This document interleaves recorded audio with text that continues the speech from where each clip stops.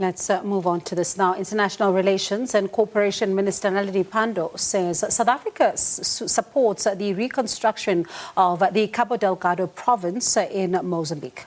It's been hit by terror attacks and the SADC region has deployed troops there. Speaking to SABC News, Pandor also outlined South Africa's priorities to ensure continental peace and security, equitable access to COVID-19 vaccines and other critical areas.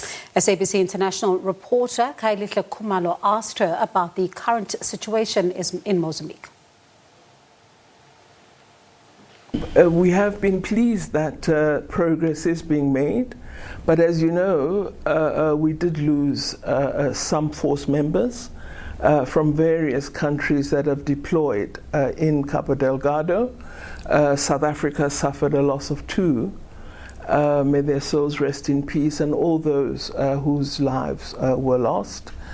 We also have a number who were injured in the various engagements with the terrorists. But I think the terrorists have felt the impact of the mission. Several have been arrested. Some have been killed. Sites from which they were operating have been taken over. But it is clear from reports we've received from our deployed forces that we are dealing with an enemy that has, resources, and we need to be resolute in ensuring that we repel them.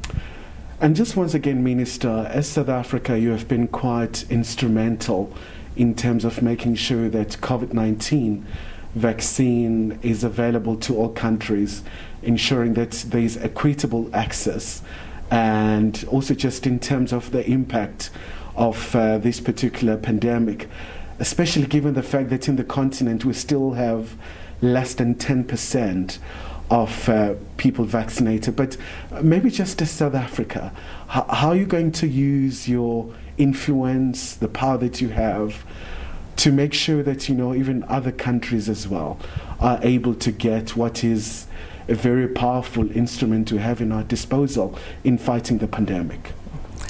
I think, Khayelihle, we were very fortunate that when this pandemic hit us as the continent, South Africa was chair of the African Union, led by President Ramaphosa. President Ramaphosa immediately proposed structures that would give appropriate attention to designing an Africa-wide response and to ensure that no African country lags behind others. And with the support of the African SADC, Center for Disease Control, as well as the African Union Commission, I believe President Ramaphosa led to a very good response to COVID-19 in Africa. Even the establishment of the African Vaccine Acquisition Task Team to ensure that we have a central body that would acquire doses for the continent so that we can apportion doses equally, equitably, to different countries on the continent. So AVIT has played an extremely important role, as has the medicines acquisition portal that was established, again with the leadership of the African Union and particularly the chair at the time. This all led to President Ramaphosa being designated the COVID-19 champion for African Union. And he has continued this leadership role in ensuring that Africa gets access to doses. Our problem, however, is to get the doses into the arms. I hope you are vaccinated. Fully as vaccinated. We speak. I am too. Lovely. And it's important that all of us vaccinate. Some countries have shared with us that they have doses, but our people are not coming forward.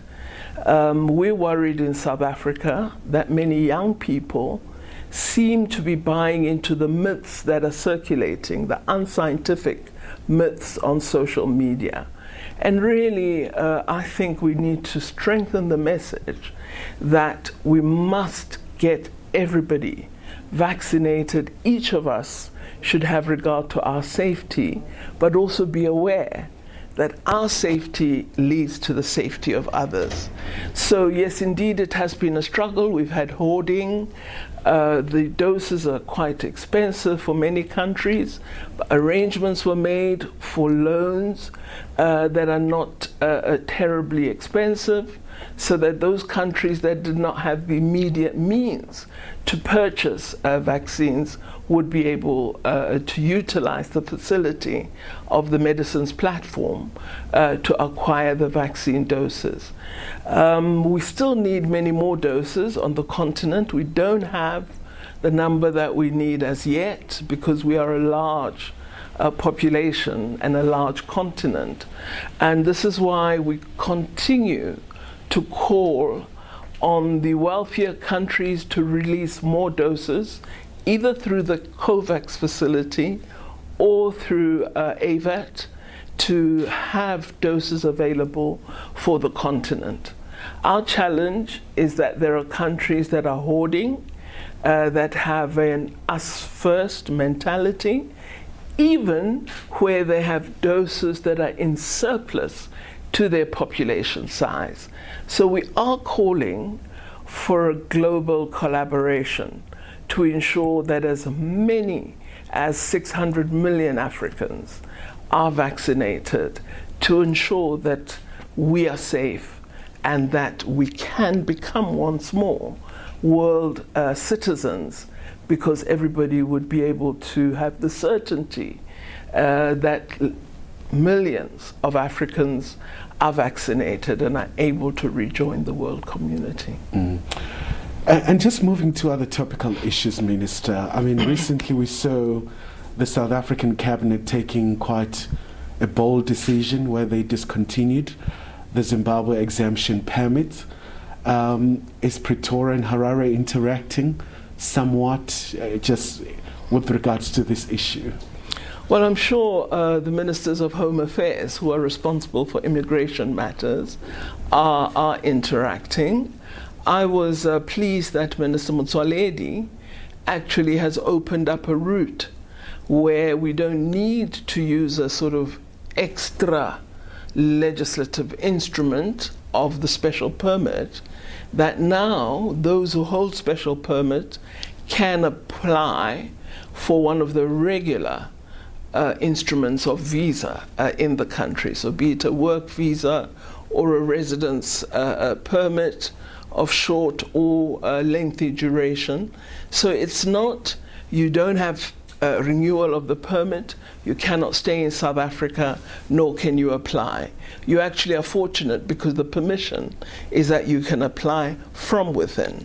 So I think it is important that we do have proper immigration administration in our country to address all the concerns that are out there and some of the prejudices that are evident among some parts of our society.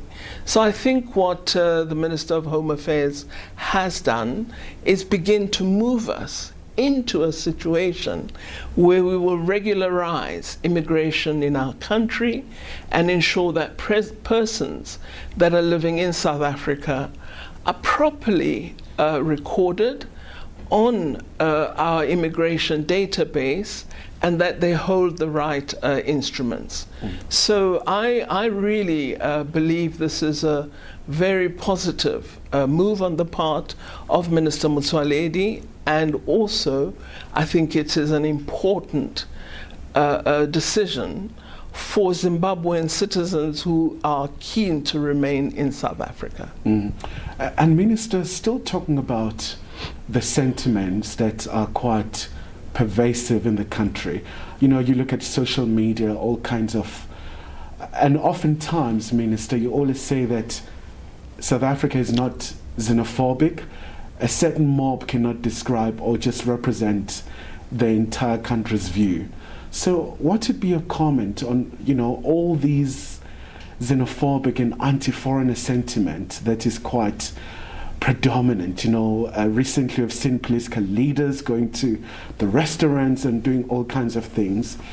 How do you assure the foreign nationals in South Africa that we are all safe irrespective of where you're from? Well, I think it's a message that South Africans need to communicate to the world. The world is watching, and we shouldn't appear to the world to have a sort of mob mentality and that we hate black people, because it's generally to African people that these negative sentiments are expressed. I really think political leaders just need to pause and examine the kind of image that their pronouncements and actions are conveying about South Africa. It's not helpful at all. I, for one, support properly administered immigration. We've lived in foreign countries, but we were always subject to their immigration laws or to refugee laws. And this is what should happen.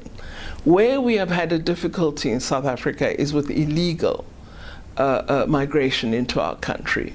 But that is due to our inadequacy, and we must address that, and it is being done.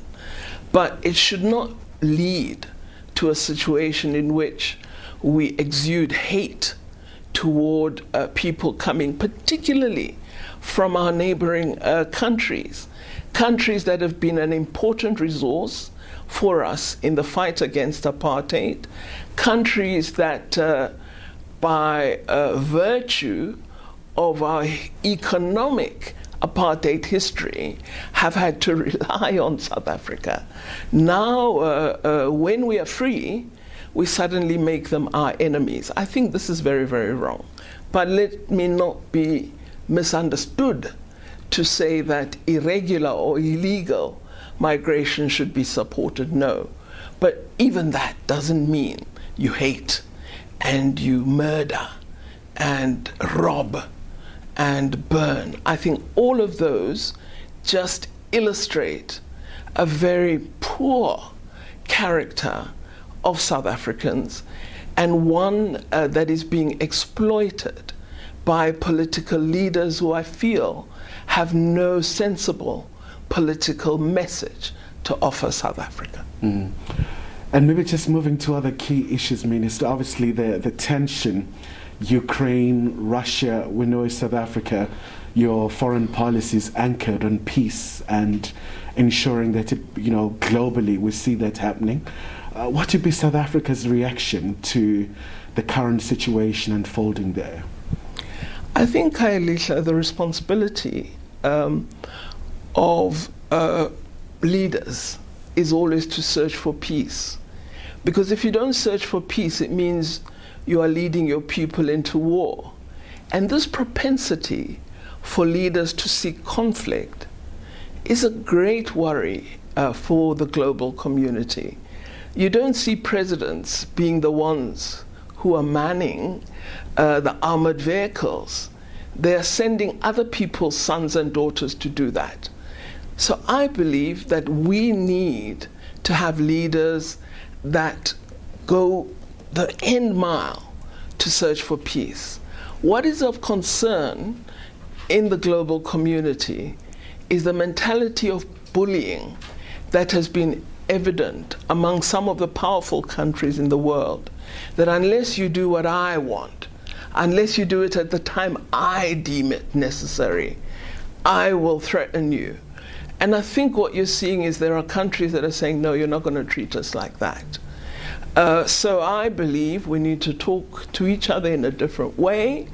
Powerful countries such as the United States, Russia, China, as well as the European Union as a region, need to engage with each other on a basis that doesn't involve double standard of bullying and saying you will do as I want.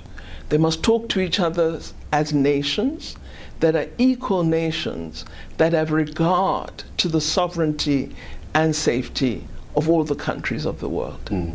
And maybe just before I let you go, Minister, obviously we know during this time of the year, Africans really look forward to the agenda of the African Union Summit. From South Africa's perspective, what would be some of the areas you're looking at as you head to Addis Ababa? Well, we are now several years down the line on Agenda 2063. It's coming close to a decade. I am keen for us to be paying far more attention than I believe we're doing at the moment to the implementation of the various phases of Agenda 2063. From South Africa's perspective, the matter of infrastructure in Africa is very important because we believe the achievement of agreement Africa-wide on an African continental free trade area is a significant advance emanating from Agenda 2063 and of course the Lagos Declaration and other instruments. But I do believe evaluating the progress we're making on the various aspects of this important agenda is critical. Secondly, silencing the guns. I was shocked yesterday at what was underway in Burkina Faso. And, one is very nervous that that region mustn't become a region of coups. So I think we have to have regard to sustaining democracy and silencing guns on the African continent. And I hope we will devote a great deal of time at the AU discussing how we secure peace and security on the continent. And of course, the third important area is COVID-19, must be attended to.